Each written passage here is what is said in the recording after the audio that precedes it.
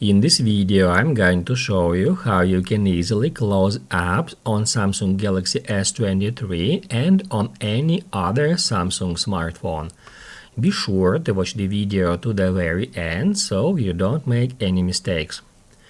Let's get started, guys, and now I'm just gonna open up any app. So I'm gonna tap at WhatsApp. Then if we would like to head over back to the home screen, we can tap right here at that button, and it seems that WhatsApp app is already closed. However, it doesn't. It is still running in the background.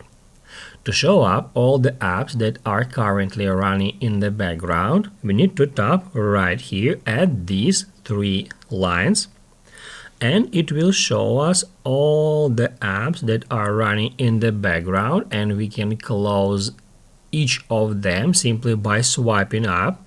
So just swipe up to close it. We can easily switch between applications simply by dragging them left or right. And also down below here we can close all the apps by tapping at one button, just like that. If this video helped you out, don't forget to hit the like button.